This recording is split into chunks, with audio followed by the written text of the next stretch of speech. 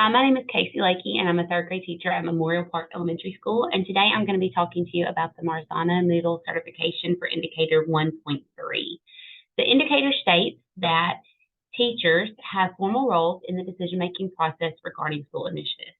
This is an area of great strength for Memorial Park Elementary. However, we are implementing some strategies to improve in this area as we recognize that this is one of the most important areas for our school. We feel like teachers are very heard and are able to share their voice and opinions and feelings on different things throughout the school. But we do feel like there are ways that we could work a little bit harder and change some things to make that better for our school. And so we've looked at data, and I'm going to share that data with you now. This data showed that our administrator data, our principal, Mr. Rigsby, his data showed a mean score of 4.0 or 5.0 on each item, which is very good, very high. And then our teachers and staff data, the mean score range was from 4.17 to 4.44 on each item. And there was no standard deviation larger than 1.0 on any item. Like I said, we feel like this is a great area of strength for our school, where our teachers have multiple opportunities to be involved and be a part and be heard. Our parent and guardian data, both questions had a mean score of 4.18, and the largest standard deviation was 1.07. Student data, the student survey only had one question in this area for our students, and that score for that question was a 4.40 with a standard deviation of 0.84. Some of the ways that we work on this PLC, this indicator for these PLCs here at our school and allowing teacher involvement and teacher voices to be heard. We've created PLCs that surround the areas of reading, math, and writing.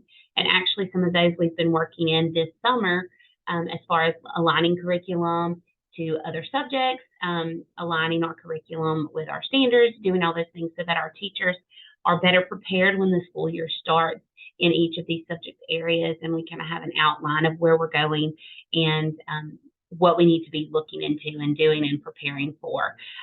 So with this PLC, our teachers have all had the opportunity to be involved in each one of these. We were split up into teams of reading, writing, and math, and each team was able to select a day and times that they wanted to meet together, and we worked together in our conference room here at school, and we just talked about our plan for the new year in this subject and how we could align these subjects with the other subjects that we're going to be teaching, just to make things smoother for the teachers and to help make our kids more successful by really focusing in on certain subjects and certain content. And so these PLCs that we have, not just this summer, but we have PLCs all throughout the school year. And so these PLCs are designed so that we can integrate the district curriculum into the pacing guide and curriculum that we'll be using all year long. And it just makes things easier for the teachers to have access to these curriculum guides that we are creating, and then be able to add input and look through those as the year goes on and see if possibly changes need to be made or if they're working well for us and our students. So the teacher's input and creation of these documents is crucial to the success of them, because that's what we're going to be going by for the year, and that's a guideline for us, and that's why all of our teachers can be on the same page, and it's not been put into play by somebody else who's not in the classroom with our students every day. It's being put into play by the teachers who are actually on the front lines working with the students each day. So it's really important not only for our teachers to have these, but also for our students, so that everybody's receiving the same type of learning opportunities in each classroom. So the evidence that will be collected from this indicator will be collected in these ways.